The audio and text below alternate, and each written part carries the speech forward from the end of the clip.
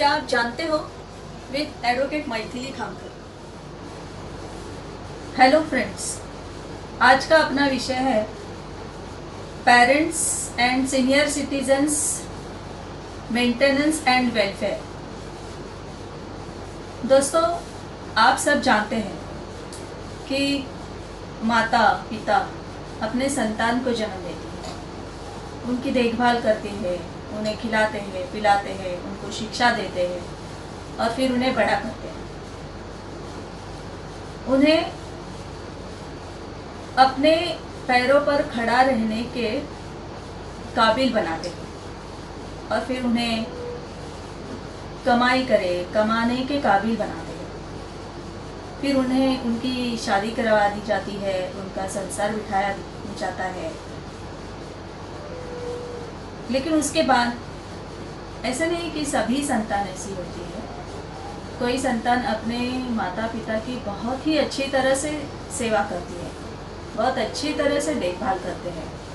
लेकिन कोई ऐसे संतान रहती है जो अच्छी तरह से कमाने के बावजूद वो अपने माता पिता की देखभाल नहीं करते, वो अपनी जिम्मेदारियों से पीछे हटते हैं। तो दोस्तों, इस मामले में ऐसे माता पिता जो दुखी हो, जिन्हें अपनी देखभाल करने के लिए किसी की ज़रूरत होती है,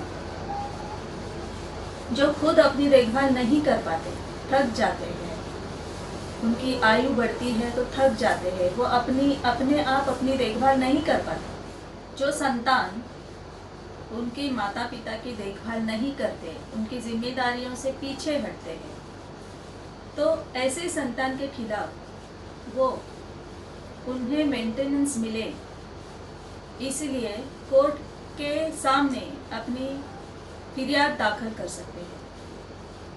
वो अपने कोर्ट के सामने मेंटेनेंस के लिए दरखास्त कर सकते हैं। पेरेंट्स का मेंटेनेंस, इसका मतलब क्या होता है?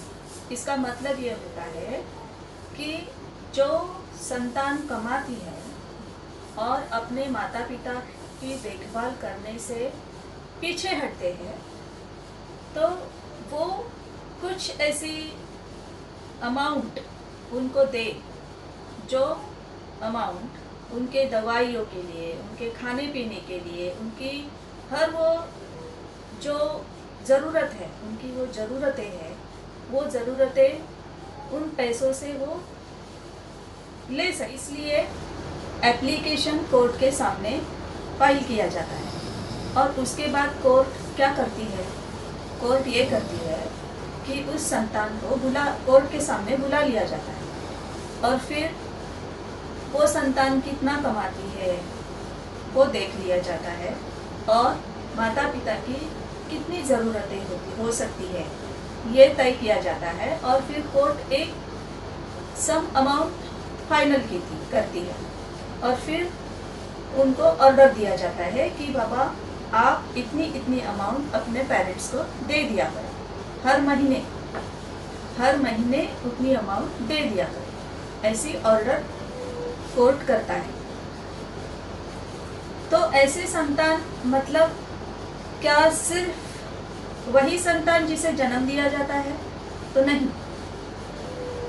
आप माता पिता हो और माता पिता जिस संतान को जन्म देती है या जिस संतान को दत्तक लेते हैं या उनके लीगल हेयर्स, अगर संतान नहीं हो, उस माता पिता को संतान नहीं हो, तो उनकी प्रॉपर्टी उनके बाद जिसको दे दी जाएगी, उनके खिलाफ भी उस मेंटेनेंस के लिए कोर्ट में अर्जी दाखिल की जा सकती है।